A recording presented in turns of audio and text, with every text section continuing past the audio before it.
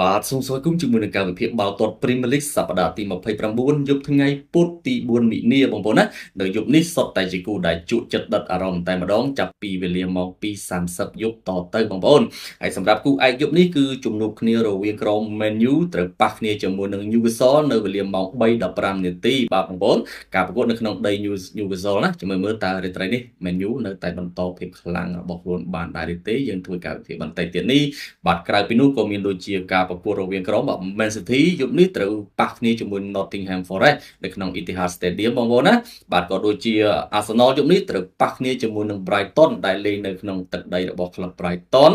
បាទក៏ដូចជា Chelsea ត្រូវប៉ះគ្នាជាមួយនឹង Aston Villa លេងនៅក្នុងទឹកដី Aston បាទបាទសុទ្ធតែគូធំតែម្ដងនៅក្នុងរាត្រីនេះបងប្អូនហើយបាទហើយយើងនឹងធ្វើការវិភាគបន្តិចទៀតនេះណាតើក្រុមណាមានអត្ថប្រយោជន៍ទៅលើក្រុមណាហើយក៏មានជាតម្រុយបាល់នៅចុងវីដេអូផងដែរប៉ុន្តែមុនធ្វើការនិយាយសូមរំពឹងបងប្អូនចូល Channel Telegram របស់ខ្ញុំបាទពិសេស KH ដើម្បីមើលការ live បន្តផ្ទាល់បាល់ទាត់គូពិសេសរបស់យើងការទម្លាក់គូល្អៗក៏ដូចជាព័ត៌មានកីឡាផ្សេងៗគឺមាន link នៅក្នុង pin comment សម្រាប់ Facebook បាទបងប្អូនក្នុង TikTok ចូល profile គឺមាន link នៅក្នុង bio បាទអរគុណច្រើនបាទអញ្ចឹងកុំឲ្យខាតពេលយើងនិយាយដល់គូសំខាន់ទី1រវាង Man U ត្រូវប៉ះគ្នាជាមួយនឹង Newcastle តែម្ដងទៅបងប្អូនណាការប្រកួតនៅវេលាម៉ោង3:15នាទីរំលងអន្ទាយប់នេះបងប្អូនបាទ Newcastle បច្ចុប្បន្នបើយើងប្រៀបធៀបនឹងដៅការៀងធ្លាក់ជើងតិចហ្នឹងបងប្អូនណាគណៈពេលដែល Manchester United បងប្អូនហើយឡើងជើងមែនទែនក្រោមការដឹកនាំរបស់លោក Michael Carrick អត់តន់ស្គាល់ព្រឹកតែចាញ់ទេបងប្អូន10ប្រកួតឈ្នះ8ស្មើ2អាហ្នឹងនិយាយពីការដឹកនាំរបស់ Michael Carrick តាំងពីធ្លាប់ដឹកនាំជើងទី1លើកទី1នៅឆ្នាំ2021ណាកាលនោះក៏ដាក់ចាញ់ដែរបាទឈ្នះ2ស្មើ1ឥឡូវនេះមកដឹកនាំលើកទី2នៅតែឈ្នះទៀតបាទអត់ចាញ់ដែរបាទល្អមែនទែនណាសម្រាប់ Michael Carrick នេះបាទល្អមែនទែនគាត់ថាអ្វីដែលយើងសោកស្ដាយបំផុតនៅសប្តាហ៍ទី5សម្រាប់ Michael Carrick បានត្រឹមតែស្មើគ្នាជាមួយនឹង West Ham កុំអីហ្នឹងត្រូវអាប៉ែសក់សពងត្រូវបានកាត់សក់បាត់បាទតែកាត់សក់លេងល្បីតែម្ដងសម្រាប់អាប៉ែហ្នឹងគាត់ល្បីដោយសារកាត់សក់ហ្នឹងហើយបាទតែគាត់កាត់សក់ហើយចប់ហើយមានអ្នកតាមដានគាត់ទៀតទេអញ្ចឹងយើងត្រឡប់មកវិញបាទបើនិយាយអំពីការប្រកួតរវាង Newcastle ជាមួយនឹង Man U នេះបងប្អូន10លើកចុងក្រោយដែលប៉ះគ្នាគឺ Newcastle រៀងគាត់បាជាណាបាទគឺ Newcastle ឈ្នះចំនួន5ដងបាទ Man U ឈ្នះតែ3ដងទេស្មើ2ដងហើយការប្រកួតចុងក្រោយបំផុតនៅក្នុងជើងទី1 Man U បានយកឈ្នះទៅលើក្រុម Newcastle នេះ1-0នៅក្នុង Old Trafford ណាបាទឥឡូវនេះលេងជើងទី2វិញជាមួយ Man U នៅតែល្អអត់ហើយបើយើងនិយាយអំពី Man U 5ប្រកួតចុងក្រោយរបស់គាត់អត់អាចចាញ់ទេណាអត់អាចចាញ់ទេគឺឈ្នះ4ស្មើ1បងប្អូនឈ្នះ4ស្មើ1ប្រកួតចុងក្រោយគឺយកឈ្នះទៅលើក្រុមបាទ Crystal Palace ក្នុងលទ្ធផល2-1បាទនៅក្នុង Old Trafford បាទនិយាយពី Newcastle បាទ Newcastle គឺ5ប្រកួតរបស់គាត់គឺឈ្នះ3ចាញ់2ណាបាទឈ្នះ3ចាញ់2ប្រកួតចុងក្រោយគឺ Newcastle បានចាញ់ទៅលើក្រុម Everton ក្នុងដីខ្លួនឯងបាទ2-3បាទ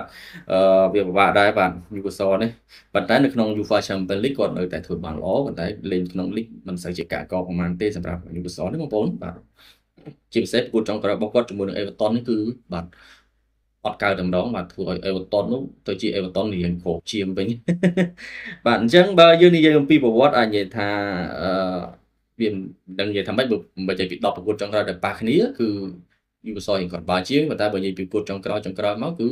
Man U គេធ្វើបានល្អជាងបងប្អូនណាអញ្ចឹងខ្ញុំឲ្យបន្ទូថា50-50ទៅចុះហើយនិយាយពីសមាជិកកីឡាករដាក់លេងយប់នេះបាទសម្រាប់ Man U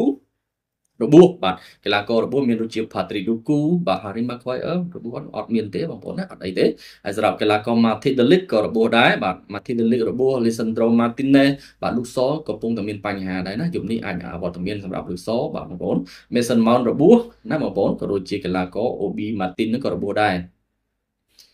Obi Martin នេះវាមិនអីទេបាទឈុតយុវជនទេបាទយប់នេះសំខាន់គឺបាទ Luke Shaw បាទ Luke Shaw អវត្តមានយប់នេះបងប្អូនណាអញ្ចឹងជំនួសដល់កីឡាករ Mazraouiហើយបើនិយាយពី Newcastle ក៏របួសច្រើនដូចគ្នាដែរបាទ Newcastle មានដូចជាកីឡាករ Lewis Miley មានដូច Fabian Schär ក៏ដូចជា Livramento Guimaraes ក៏របួសក៏ដូចជាកីឡាករបាទ Jacob Ramsey ហ្នឹងសុទ្ធតែរបួសហ្នឹងបងប្អូនបាទសម្រាប់ Man U យប់នេះដដែលទេក្បួនគឺបាទ4-2-3-1នោះឯងគាត់ថាវាប្រែប្រួលកីឡាករខ្លះបងប្អូនណាសម្រាប់ Man U នៅក្នុងយប់នេះបាទដូចជាអ្នកចាំទីគឺបាទ Sané Lamin ដដែលទេខ្សែការពារជំនួសដោយ Mazraoui ដោយសារតែ Luke Shaw របួសបងប្អូនចឹង Mazraoui យប់នេះគឺទទួលបន្ទុកនៅខាងឆ្វេងគាត់ចំរ៉ូលរបស់គាត់បាទអញ្ចឹងខ្ញុំគិតថាបញ្ហារបស់ Man U គឺនៅតំបន់ខាងឆ្វេងនេះឯងណាបងប្អូនព្រោះLuke Shaw នៅចឹង Mazraoui គឺគាត់ពី ពីច្រើនគាត់អាចលេងបំរើការពារនិងការពារកណ្ដាលអញ្ចឹងណាគាត់ធ្វើបានល្អប៉ុន្តែបើឲ្យគាត់មកការពារឆ្វេងវាមិនសូវជាចំរោលរបស់គាត់ទេណាបងប្អូនអញ្ចឹងវាជារឿងពិបាកមួយខ្ញុំជឿថាយុគនេះប្រហែលជាយុវសលបុកខាងស្ដាំច្រើនបាទហើយសម្រាប់តំបន់បំរើមាន Casemiro Kobe Mainoo តំបន់បំរើប្រយុទ្ធមាន California Bruno ក៏ដូចជាកីឡាករ Brian Mbeumo បាទខ្សែវាបអស់គឺ Sesko ណាអញ្ចឹងអ្វីដែលយើងមើលឃើញការប្រែប្រួលគឺដាក់ Sesko ចំនួនរដងដាក់ MMO អញ្ចឹងទៅបាទនៅប្រយុទ្ធប្រអប់ឬក៏ California អញ្ចឹងណាមានអាម៉ាត់អញ្ចឹងខ្ញុំមើលឃើញថាអានេះសម្រាប់ចំណិតខ្ញុំបងប្អូនណាធ្វើទៅបើតែការប្រកួតដែល Man U យកឈ្នះទៅលើ Crystal មិនប៉ុន្តែមើលទៅថាឈ្នះនេះលក្ខណៈដូចថាវាសំណាងផងទេដោយសារតែ Crystal គាត់កាត់ក្រហមណាប៉ុន្តែបើយើងនិយាយពីប្រព័ន្ធលេងនៅពេលដែល Man U ដាក់អត់ដាក់អាម៉ាត់ ILO ដូចរៀងស្ទើរចង្វាក់ស្ដាំបាទចង្វាក់ស្ដាំវាមានបញ្ហាបាទមានបញ្ហាច្រើន MMO នេះបើសិនជាឲ្យគាត់លេងប្រយុទ្ធអប់ឬគាត់បើជាប៉ុន្តែយើងទុក Sesko ក៏មិនកើតដែរបងប្អូនមើលឃើញថា Sesko ប្រហែលប្រកួតនេះរកគ្រាប់បាល់បានប៉ុន្តែខ្ញុំមើលឃើញថាការរកគ្រាប់បាល់របស់គាត់នោះវាអាចនឹងវាមិនដូចវាមិនមែនជាការបង្កើតឱកាសចេញពីការលេងវាចង់និយាយថាបាល់អាគាត់សុទ្ធកវែងខ្លួនសុទ្ធតបចោលទៅចូលហើយដូចថា Bruno បោះបាល់ទៅគាត់តែបក្បាលចឹងចូលណាប៉ុន្តែបើឲ្យគាត់សុទ្ធដោយបច្ចេកទេសខ្លួនគាត់សុទ្ធអត់ចំទីទេបាទគាត់សុទ្ធខុសគោលដៅសុទ្ធចំអ្នកចាំទីអញ្ចឹងណាបាទគាត់និយាយទៅគាត់បានគ្រាប់បាល់នេះចេញមកពីអឺ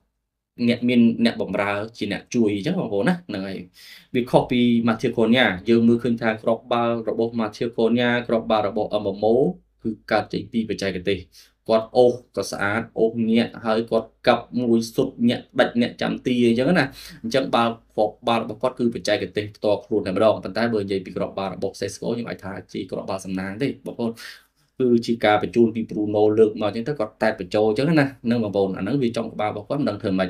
បើសិនជាខ្សែការពារគេកាក់បានក៏វាអត់បានដែរអញ្ចឹងសម្រាប់ Sesko នេះខ្ញុំនៅតែគិតថាគាត់នៅតែទុនឡើយបងប្អូនណាអត់តដល់កម្រិតរបស់កីឡាករ Matteo Cunha អត់តដល់កម្រិត MMO ទេអញ្ចឹងវាពិបាកយ៉ាត់ប្រយ៉ៃណាបងប្អូនវាពិបាកមែនទែនសម្រាប់ Sesko នេះគាត់រៀងទុនបងប្អូនមើលឃើញគាត់រត់អង្គប់រត់លក្ខណៈដូចពិតគ្រូចរបស់ Liverpool ចឹងរៀងទុនណាបងប្អូនបើសិនគេបុកគាត់ដើរគាត់មានគាត់រៀងស្ដៅបើប្រៀបនឹង MMO ប្រៀបនឹង Cunha គាត់រៀងមានតាន់អញ្ចឹងមិនមែនថាគាត់អន់ទេ Sesko នេះគាត់ថាសម្រាប់ខ្ញុំគាត់ថានៅបើសិនជាគាត់ដាក់ឲ្យគាត់លេងចុងម៉ោងប្រហែលជាល្អស្ដាយអាម៉ាត់បងប្អូនណាអាម៉ាត់ Diallo នេះគឺក្លុកសាហាវមែនទែននៅខាងស្ដាំបែរជាអត់ដាក់ទេអាហ្នឹងវាមិនដឹងថាម៉េចដែរវាជាការផ្ដល់ឱកាសសម្រាប់ Michael Carrick ប៉ុន្តែបើសិនជាយប់នេះលេងអត់ឈ្នះ Newcastle ទេយើងមានថាក្បួននឹងមានបញ្ហាដោយសារតែអត់មានអាម៉ាត់ Diallo បងប្អូនណាបាទតែបើសិនជាឈ្នះអាហ្នឹងបន្តប្រើក្បួនបែបហ្នឹងទៅខ្ញុំក៏មិនប្រកែកអីជាមួយ Michael Carrick ដែរព្រោះគាត់ដឹកនាំល្អហើយណាអញ្ចឹងអ្វីដែលគាត់សម្រេចចិត្តបែបណាក៏ខ្ញុំតាមដែរយើងមើលតាមទស្សនវិជ្ជាចាស់ស្ដែងទៅហើយសម្រាប់ Newcastle យប់នេះក៏មានពេញជើងដែរបាទមានដូចជាកីឡាករ Harvey Barnes បាទក៏ដូចជា Visa Anthony Gordon ហើយ Willock Tonali Sandro Tonali Joelinton បញ្ហារបស់ Newcastle គឺបាត់បង់តែ Guimaraes ទេបងប្អូនបាទ Bruno Guimaraes នេះគឺតាន់មែនតើណាតំបន់បម្រើរបស់ Newcastle អត់អីទេបាទ Newcastle គឺពេញជើងទេបងប្អូនហើយ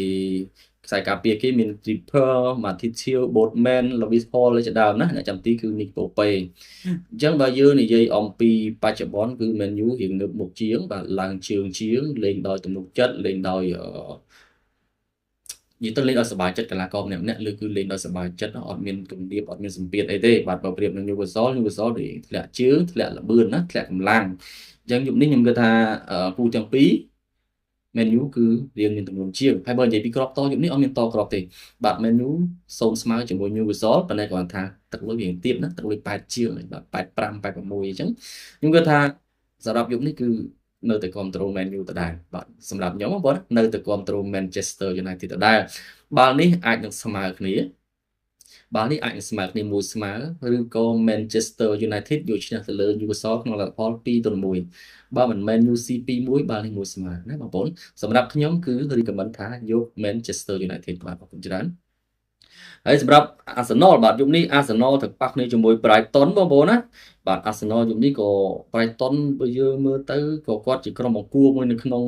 អង់គ្លេសដែរណាគាត់ពេលខ្លះក៏ល្អពេលខ្លះទៅក៏អន់ពេលណាអន់មើលមិនយល់ពេលណាដែលល្អពេកអញ្ចឹងយើងក៏ពិបាកស្មានចិត្តគាត់ដែរសម្រាប់ Brighton នេះហើយសម្រាប់ Arsenal យប់នេះតកន្លះបុក1ទៅលើ Brighton ក៏បានគឺថាល្មមហ្នឹងបងប្អូនណាកន្លះបុក1ឬក៏មួយគ្រាប់អីហ្នឹងបាទកន្លះបុក1វារៀងស្ទើរបន្តិចប៉ុន្តែវាមិនអីទេខ្ញុំគិតថា Arsenal ក៏ត្រូវការពៀនខ្លាំងដែរព្រោះការប្រកួតនេះក្រៅដីដែរបើសិនលេងនៅក្នុងទឹកដី Arsenal អាចនឹងត1-1កន្លះទៅលើ Brighton អញ្ចឹងបងប្អូនដោយសារការលេងនេះនៅក្នុងដី Brighton បាទ Arsenal តកន្លះ1នេះគឺវាល្មមសមរម្យហើយបាទវាមិនច្រើនពេកក៏មិនតិចពេកដែរណាហើយបើយើងនិយាយអំពីប្រវត្តិក្រុមទាំងពីរបាទប្រវត្តិក្រុមទាំងពីរដែលប៉ះគ្នា10លើកចុងក្រោយគឺ Arsenal ឈ្នះ5ដង Brighton ឈ្នះ3ស្មើ2ណាប្រកួតចុងក្រោយគឺ Arsenal បានយកឈ្នះទៅលើ Brighton នេះ2-1នៅក្នុង Emirates Stadium បាទឈ្នះ2-1ហើយបាទនិយាយ5ប្រកួតចុងក្រោយរបស់ Arsenal បាទគឺគាត់ឈ្នះ3ស្មើ2ណាឈ្នះ3ស្មើ2ប្រកួតចុងក្រោយគឺយកឈ្នះទៅលើ Chelsea ក្នុងលទ្ធផល2-1ណាបាទហើយបើនិយាយពី Brighton 5ប្រកួតចុងក្រោយរបស់គាត់គឺមិនសូវជាល្អប៉ុន្មានទេបាទឈ្នះ2ចាញ់3ឈ្នះ2ដងចាញ់3ដងណាបងប្អូនប្រកួតចុងក្រោយគឺបានយកឈ្នះទៅលើ Forest ក្នុងលទ្ធផល2-1ណាបាទបើនិយាយអំពី Arsenal យប់នេះកីឡាកររបស់គាត់មើលបាទរបួសមានដូចជា Mikel Merino, Declan Rice, Martin Odegaard, Ben White ណា Max Doman អត់អីទេបាទសម្រាប់ Arsenal យប់នេះពេញជើងធម្មតាទេមាន David Raya ខ្សែការពារ Calafiori, Gabriel Magalhaes ក៏ដូចជា William Saliba, Julian Timber បាទ Christian Nørgaard, Martin Zubimendi តំបន់បម្រើប្រយុទ្ធមានកីឡាករ Martinelli, Iberichi Eze, Noni Madueke បាទសម្រាប់ខ្សែប្រយុទ្ធប្រអប់គឺកីឡាករ Victor Gyökeres និយាយទៅអត់អីទេបាទសម្រាប់កីឡាករប៉ុណ្ណេះគឺខ្ញុំគិតថា Brighton មិនអាចទប់បានទេបងប្អូនណាបាទបាននេះខ្លាចតែ2-0បាទយ៉ាត់ Arsenal ស៊ី2-0បងប្អូនណាសម្រាប់គូនេះបើយើងនិយាយពីសន្ទុះរបស់ Arsenal ដូចជាគាត់បើប្រៀបនឹងដើមកាលគាត់នឹងធ្លាក់កម្លាំងតិចហើយណាធ្លាក់សន្ទុះបើនិយាយទៅធ្លាក់ស្ទុះបាទដូចឡានស្ទុះចឹងពេលយើងចាប់ដាក់បើកដបងស្ទុះខ្លាំងបាទចាប់ដាក់បើករាប់ម៉ោងទៅវាជន់ទៅយើងស្ពឹកអានឹងដូចគ្នាបាទ Arsenal ចង់ដើរការស្ពឹកបន្តិចណាប៉ុន្តែទម្រង់លេងអត់តន់ធ្លាក់ចុះទេបងប្អូននៅតែល្អដែរអញ្ចឹងយប់នេះខ្ញុំគិតថា Arsenal នឹងអាចយកឈ្នះទៅលើ Brighton នេះក្នុងលទ្ធផល2-0បាទអរគុណច្រើនហើយសម្រាប់ខាង Man City បាទ Man City ជាមួយ Forest បងប្អូន Man City យប់នេះតប្រហែលត1-1កន្លះ Man City ជាមួយ Forest នេះខ្ញុំគិតថាក្រុម Forest នេះគឺជាក្រុមចូលចិត្តទាញគេណាលេងមិនសូវជាល្អប្រហែលទេចិត្តគៀកនឹងបាតតារាងដែរ Nottingham Forest បច្ចុប្បន្ននៅលេខរៀងទី17ប៉ុន្តែចូលចិត្តប្រទាញគេណាក្រុមដែលធំលេងមួយគាត់ដូចជាស៊ីមិនសូវដាច់គាត់បាទ Forest នេះគឺវេទនាសម្បី Liverpool ក៏ស៊ីវេទនាទៅលើ Forest ដែរបងប្អូនណាបាទបើចាញ់ Brighton 2-1បាទបើនេះចាញ់ទៅលើ Fenerbahce ចាញ់ Liverpool 1-0នេះចឹងណាយកឈ្នះទៅលើ Fenerbahce 3-0បាទអញ្ចឹងភាគច្រើនដូចជាស៊ីគាត់មិនសូវជាដាច់ប្រហែលទេបងប្អូនហើយអញ្ចឹងយប់នេះខ្ញុំគិតថា Man City អាចនឹងឈ្នះប៉ុន្តែគាត់ថាប្រហែលជាអត់ដាច់គាត់តអញ្ចឹងណាត1-1កន្លះហើយ Man City អាចនឹងឈ្នះប្រហែលជា2-1អញ្ចឹងណានេះជាការគិតរបស់ខ្ញុំបងប្អូនណាបងប្អូនវាយ Man City ក៏ល្អដែរខ្ញុំមិនគិតថា Man City on ឬក៏មិនអាចឈ្នះតែទៅលើ Forest ទេគាត់ថាសម្រាប់ខ្ញុំញញើតនេះជាគំនិតរបស់ខ្ញុំញញើតសម្រាប់គូនេះបងប្អូនណាខ្ញុំញញើតហើយបើនិយាយពីប្រវត្តិគឺ Man City ឈ្នះ6ដង Forest ឈ្នះ2ដងស្មើ2ហើយការប៉ះគ្នាលើចុងក្រោយបំផុតក៏ Man City ស៊ីទៅលើក្រុម Forest នេះ2-1ដែរបាននេះអាចនឹង2-1ទៀតបងប្អូនណាអញ្ចឹងបើសិនជាបងប្អូនវាយ make Q Manchester City អាចនឹងចាញ់កន្លះបងប្អូនអញឈ្នះដាច់អញចាញ់កន្លះវាបន្ថយបន្ថានតិចបើនិយាយពី Man City ឈ្នះគឺថាឈ្នះហើយក៏ថាខ្លាចឈ្នះតែគាត់អ្វីដែលខ្ញុំបារម្ភខ្លាចឈ្នះតែគាត់ណាបងប្អូនអញ្ចឹងបងប្អូនចារណាបន្ថែមទៅសម្រាប់គូនេះខ្ញុំទូទាបថា2-1ណាបងប្អូន2-1បាទសម្រាប់ Chelsea បាទ Chelsea ជាមួយនឹង Aston Villa បងប្អូនណាគូនេះគឺមានអត្រាស្មើគ្នាខ្ពស់មែនតើបើយើងនិយាយពីបច្ចុប្បន្ន Aston Villa និង Chelsea កម្រិតប្រហាក់ប្រហែលគ្នាទេបាទកម្រិតប្រហែល Aston ឡើងជើងបងប្អូនណា Aston Villa ឡើងជើងគាត់ថាការប្រកួតចុងក្រោយរបស់គាត់ធ្វើអត់សូវបានល្អបាទចាញ់ទៅលើក្រុម Wolves បាទក្រុមបាត់តារាងបងប្អូនយកឈ្នះទៅលើ Aston Villa 2-0វាអញ្ចឹងណាបងប្អូនហើយបើនិយាយពីក្នុង UEFA Champions League អីនោះធ្វើភ្លៀងដល់ហើយ Aston Villa នេះបាទដល់ពេលនៅក្របខ័ណ្ឌ Premier League UEFA Champions League Europa League ច្រឡំបងប្អូន Europa League គឺធ្វើភ្លៀងដល់ហើយនៅក្នុង Premier League ដូចជាមិនដែរបាទប្រកួតចុងក្រោយរបស់គាត់មួយរយៈនេះមានតំណែងដែរដូចជាមិនសូវល្អទេបងប្អូនហើយបាទបើ ដើរមកដើរការក្នុងពាក់កណ្ដាលដើរការបងប្អូនមើលឃើញ Aston Villa ល្អមែនទែនឈរលេខរៀងទី2ឯណោះនៅក្នុង Premier League បាទឥឡូវបាទទៅហើយបាទលេខ Aston Villa លេខរៀងទី4ហើយបាទ Man City ឡើងទី2ជាមួយ Man U ទី3អញ្ចឹងទៅណាអញ្ចឹងរវាង Chelsea ជាមួយនឹងក្រុម Aston នេះយប់នេះខ្ញុំគិតថា Aston នឹងស្ដារមុខមាត់មកវិញណាហើយ Chelsea ក៏រៀងធ្លាក់ជើងដែរបងប្អូន Chelsea ក៏មិនសូវជាល្អដែរបាទ5ប្រកួតចុងក្រោយរបស់គាត់ដូចជាឈ្នះ2ស្មើ2ចាញ់1ប្រកួតចុងក្រោយចាញ់ទៅលើ Arsenal បាទអញ្ចឹងសម្រាប់គូទាំងពីរនេះខ្ញុំអាចនិយាយថាអាចស្មើគ្នាខ្ពស់សម្រាប់គូនេះបងប្អូនណាអាចស្មើគ្នាខ្ពស់ហើយបើនិយាយពីគ្រាប់តយប់នេះបាទ Chelsea អត់តគ្រាប់ទេបាទ Chelsea អត់តគ្រាប់ទៅលើ Aston Villa ទេណាបាទនេះខ្ញុំគិតថាអាចលទ្ធផល1-1ណាបងប្អូនអាចនឹងលទ្ធផល1-1ប្រហែលជាអាចនឹង2ស្មើទៀតបាទអញ្ចឹងបងប្អូនចារណាទៅហើយគ្រាប់ over មិនមើលសិនបាទគ្រាប់ over 2កន្លះបូក3បងប្អូនគ្រាប់ over 2កន្លះបូក3ណាបើសិនជាបងប្អូនលេង over ក៏បានដែរបាទប៉ុន្តែវាពិបាកគូដែលវា60-70% អញ្ចឹងគឺពិបាកមែនទែនបាទនិយាយទៅគូដែលអត់តគ្រាប់គ្នាអញ្ចឹងវាច្រើនស្មើបងប្អូនណាដូច Man U ជាមួយនឹង Newcastle អញ្ចឹងគាត់ថាយើងមានទម្ងន់ទៅលើ Man U អញ្ចឹង Chelsea ជាមួយ Aston ដូចគ្នាបាទទម្ងន់គឺទៅលើ Chelsea ហើយប៉ុន្តែអត្រាដែលស្មើគ្នានោះវាខ្ពស់ជាង Chelsea យកឈ្នះទៅលើបាទ Aston Villa បាទ Chelsea ជំនេះដាក់កីឡាករណាលេងខ្លះបាទពេញយើងធម្មតាទេមាន Joao Pedro បាទ Alejandro Garnacho មានវត្តមានយប់នេះ Enzo Fernandez Cole Palmer បាទកីឡាករ Moises Caicedo ក៏ដូចជា Andre Santos តំបន់ការពារ Marcos Gusto បាទ Trevor Chalobah Fofana Reece James អ្នកចាំទី Robert Sanchez បាទហើយខាង Aston មានជើងខ្លាំងដែរមាន Jordan Sancho បាទ Morgan Rogers នេះកំពុងតែឡើងតម្លៃខ្លួនក៏ដូចជា Oliver King នេះណាបាទAmadou Onana ក៏ខ្លាំងដែរ Amadou Onana នេះគឺល្អបងប្អូនខ្ញុំស្រឡាញ់គាត់ដែរកីឡាករសញ្ជាតិស្បែកខ្មៅហើយសម្រាប់ Oliver King នៅតែល្អសម្រាប់ Aston Villa គូទាំងពីរនេះខ្ញុំអាចនិយាយថាស្មើគ្នាក្នុងលទ្ធផលមួយស្មើបងប្អូនណាបាទបើនិយាយពីក្រុមឈ្នះមានអត្ថភាពគឺ Chelsea បាទអរគុណច្រើនអូខេហើយមានតែប៉ុណ្្នឹងទេបងប្អូនបាទគូធំហើយជូនជាតម្រុយបាល់3គូសម្រាប់យប់នេះតែម្ដងទៅបាទតម្រុយបាល់3គូសម្រាប់យប់ថ្ងៃពុធទី4មិនិនាណាយប់ថ្ងៃពុធទី4មិនិនាដែលគូទី1ខ្ញុំគិតថាបងប្អូនអាចនឹងគ្រប់គ្រង Manchester United បានសម្រាប់រាត្រីនេះពួកអត់តគ្រាប់ទេបាទអត់តគ្រាប់ទេបងប្អូនណាប៉ុន្តែវាจะមើលវាពេលព្រឹកពេលល្ងាចវាប្រែប្រួលគ្រាប់តបែបណាតិចខ្ញុំអត់ដឹងទេប៉ុន្តែខ្ញុំនិយាយនេះវាពេលយប់ណាអញ្ចឹងសម្រាប់ Man U យប់នេះគឺអត់តគ្រាប់ទេយក Manchester United បាទគូទី2គឺវាយ Arsenal កន្លះបូក1បាទវាយ Arsenal កន្លះបូក1គូទី2គឺ over Bayer Leverkusen ណា Bayer Leverkusen ត្រូវប៉ះគ្នាជាមួយនឹង club ស្អីគេទេបាទភ្លេចបាទបាទ Bayer Leverkusen ត្រូវប៉ះគ្នាដូចជាស្អីទេដល់ពេលវាផ្លិចយើងមើលហើយបាទគាត់ថាដល់ពេលយើងនិយាយដល់ដំណឹងទៅវាផ្លិចអាចាស់ហ៎បងប្អូនបាទទៅប៉ះគ្នាជាមួយនឹង Hamburger SV ណាបាទ Bayer Leverkusen ទៅប៉ះគ្នាជាមួយនឹង Hamburger SV បាទនេះលេង over 2កន្លះបូក3ណាបងប្អូនអញ្ចឹងបញ្ជាក់ម្ដងទៀតគូទី1គឺយក Man U ដក0បាទគូទី2វាយ Arsenal កន្លះបូក1បាទគូទី3គឺ over Bayer Leverkusen បាទ2កន្លះបូក3ឬក៏ 2.75 ណាបើសិនជាបងប្អូនចង់បានមួយគូទៀតនេះជាគូបន្តផ្សំទេណាបងប្អូនBilbao បាទ Athletic Bilbao រង 0.25 បាទដូចជាប៉ះគ្នាជាមួយ Rayo Vallecano ឬក៏ Real Sociedad ទេបាទសម្រាប់ Bilbao នេះខ្ញុំភ្លេចដែរបងប្អូនណាមើលឲ្យវាភ្លេចបាទ Bilbao ត្រូវប៉ះគ្នាជាមួយនឹង Club